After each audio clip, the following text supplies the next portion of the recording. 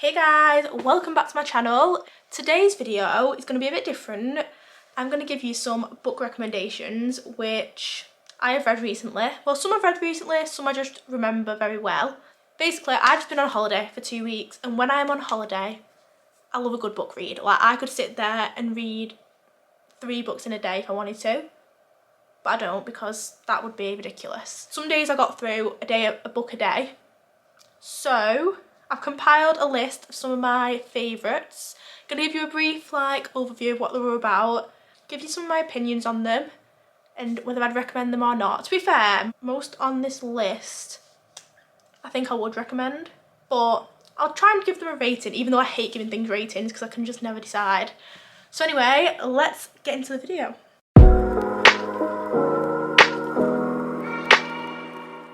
So first up we have got, by the way guys, these are all books that have got like plot twists in them, so if you love a bit of a plot twist, this is the video for you. Some of them are a bit like, got some like love and romance in them, but the majority of these are like plot twists, murder. You think it's one person, then it's completely different to what you think. That is the kind of genre I am obsessed with. I love a plot twist, I love something that keeps me gripped. So these do that. First up is Verity by Colleen Hoover. So this book follows Lowen, who's an aspiring writer. She wants to get into the writing industry, but she's struggling. She gets asked to finish writing a book series by a really famous writer called Verity Crawford. She's been in an accident, she's injured, she's in a coma. She can't finish this series, but everyone wants this series finished. And they basically found Lowen and they've been like, right, can you come and live with Jeremy, this is Verity's husband, and her kids, come and live in her house so you get a feel of her. You can go in her office every day and study all her notes, because she's obviously made notes for all these series, so study them all, and we want you to write the rest of the series basically. First she's a bit like, but she agrees to it because she's struggling. She agrees to it. So she goes to live with Jeremy and his son. I can't remember his son's name, but she goes to live with him. Let's just say things start getting a bit creepy. Let's say they used to have 2 twin daughters as well, who are no longer with us, so you learn a bit more about them. You learn more about Verity. Some strange things start happening. Obviously she's still in the house. She's upstairs in bed in a coma. It's very interesting. Once you read it, please comment below and tell me, or if you've already read it, Team Manuscript, or what's the other one called? Team Verity? I don't know, what's the other one called? Team Manuscript or Team Non-Manuscript? Anyway, that is book 1. I loved this book. I thought it was such a good read. It kept you hooked, it did. I mean, it did have plot twists, I guess.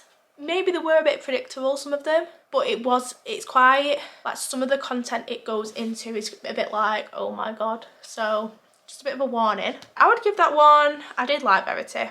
I'd give it an 8 out of 10. I'm gonna go for an 8. Okay, so book number 2 is another Colleen Hoover one. This is a bit more romancy. That one does have some romance in, but this one's a bit more romancy. This is called Hopeless. It's part of a series, but I've only read the first one. So this basically follows Sky and Holder. He's called Dean Holder, but we'll just call him Holder. So Sky has basically been homeschooled her whole life. She was adopted when she was younger. She's been homeschooled her whole life and she's just started at school. But she meets Holder in a car park of a supermarket.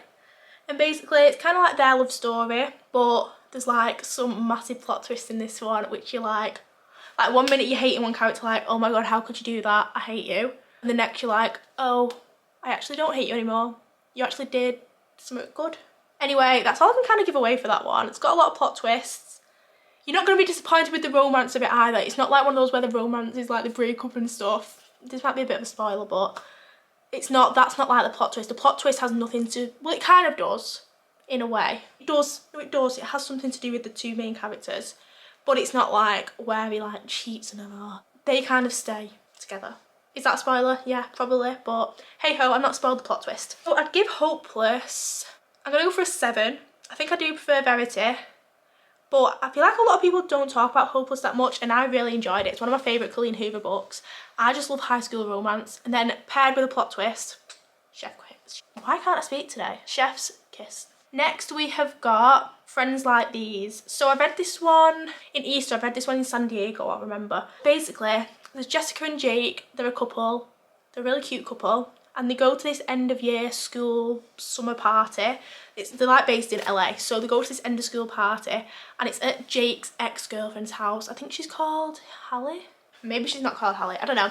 Can't remember what she's called anyway. Oh, she's called Tegan. She's called Tegan. So they go to Tegan's end of summer party, and basically there's a video prank that's happening. I'm not going to tell you what it is because it spoils it a bit. So there's this video prank, but it goes wrong and Tegan ends up missing. And that's all I'm going to say on that one. I would rate that.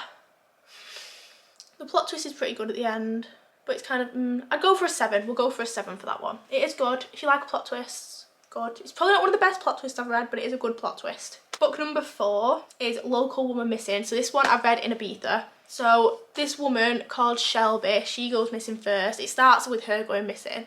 And then this woman who lives like literally 5 minutes away from her and her daughter go missing not long after. What are they called? Don't know what they're called, but the woman and daughter go missing as well.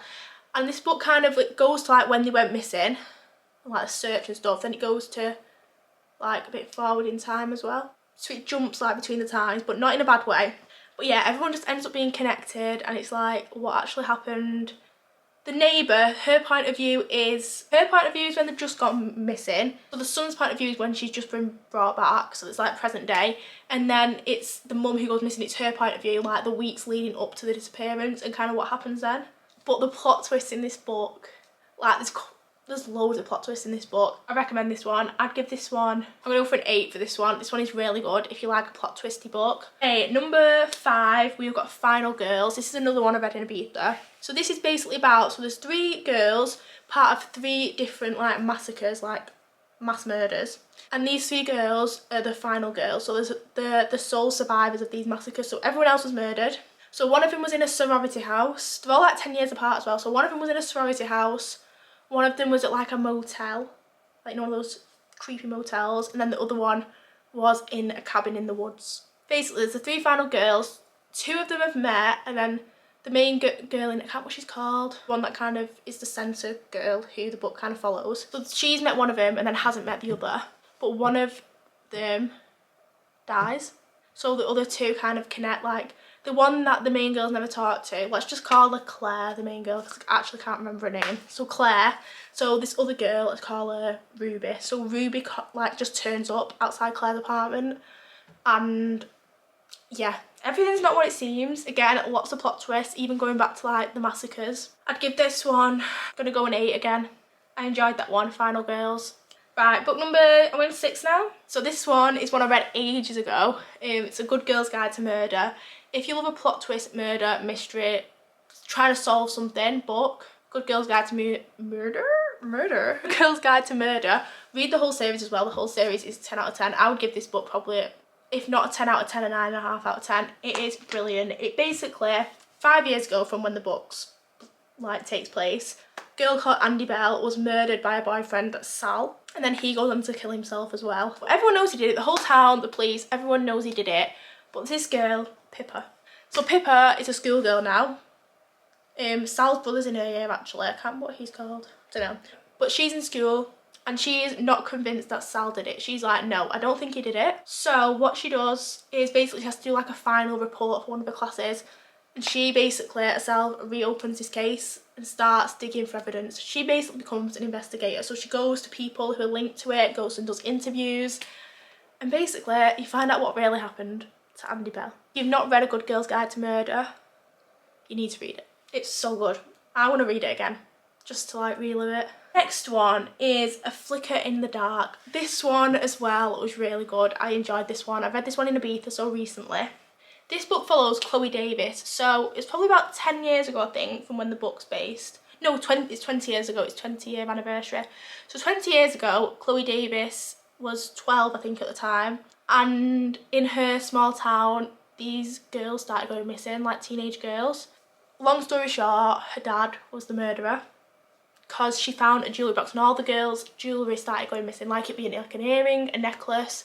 And one of the girls was this girl in her brother's year, and she'd met her and she remembers seeing her belly button bar because she was showing it her at this fair one day. And she goes in her mum and dad's wardrobe and goes and finds a jewellery box, and the girl's belly bar is in the jewellery box. So she basically turns it in with her mum. So it's 20 years later. Her mum's like in a care home because she tried to kill herself.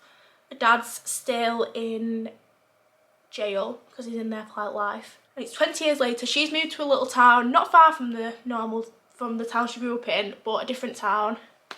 and now teenage girls all the same age start going missing with the jewellery missing, and they're all like linked in places that are related to her. So like one of the girls, because she's a psychiatrist now, one of the girls had come to see her and got killed after that, like come to see her for a psychiatry session. Plot twist in this again, it's all not what it seems. That's all I keep saying about this stuff, but it is all not what it seems. So again, plot twist after plot twist. It's a really good book. I would give this one 8.5. I'm gonna go for an 8.5 for this one. I really enjoyed it. I did really enjoy it. You just keep thinking it's so many different people, and it's not. And then it's someone else, and then it's not. And then you're like, oh, what's going on? Right, this is the last one now, actually. So this one, again, I read it in Ibiza. So this one's called How to Survive Your Murder. So this is basically Happy Death Day meets Scream. It's kind of, it's more of like a horror book, like slasher. So basically, Alice is the main girl in it. And a year ago, her sister Claire got murdered in front of her. So there was like this Halloween party. It was on Halloween party in like this abandoned shed thing. But there was a cornfield maze, and she basically watched her sister get murdered by this guy. I think he just went to the school or something. They knew who he was. It's not really an important character. She literally watched her sister get murdered by this guy. And it's a year later, the court trial is just beginning. So she's gonna have to watch this guy basically plead guilty, not guilty, whatever. So she goes to the court trial thing. She goes to the bathroom, and there's this girl in it. This bit's a bit weird. I weren't really sure on this bit, but there's this girl who looks like Sydney Prescott basically. And she knocks her out. I can't remember if it's on purpose or not. She knocks her out, and then when Alice wakes up, she's back here. It's the morning of Halloween, so her sister's still alive, and she's got until like the end of the night to figure out like who actually killed her, even though she watched who killed her. But she's kind of got to figure out why, in a way. And there was there was like this list found back then of 3 girls' names. So it was her sister actually weren't on it, but he tried to kill this other girl who they basically thought was dead. Let's call her Chloe. I think she might have been called Chloe, but she didn't get killed in the end. But she was on the list, and then 2 other girls who went to the school. I did that really weird then. So she's got to try and obviously stop him from killing them, and basically keep her sister alive as well. But then in the end, it's just a bit like, oh, that's not actually what happened. I guess it was a bit predictable in a way. So I'd maybe give that one a 6 out of 10. Probably one of my least favourites out of everything on there. It's a good story, like it keeps you on your feet, it keeps you wanting to read more, but it's a bit unrealistic. Obviously with the whole travelling back in time and stuff. I like things that are realistic, like a psychological thriller that could really happen. This, not so much. Yeah, there's a few plot twists, but that'd probably be on my bottom of my list if I was doing recommendations. So I'm going to give that one a 6 out of 10.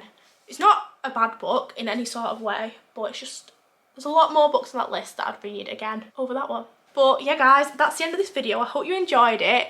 Comment below if you've read any of them books and tell me your guys' opinion on them. And yeah, if you read any of them after this video, let me know your opinions then. And also, if you've got any more like plot twisty books that's similar to them that I've not mentioned on there, can you comment them below, because I need some more recommendations. And yeah, don't forget to like, comment and subscribe, and I will see you guys very soon.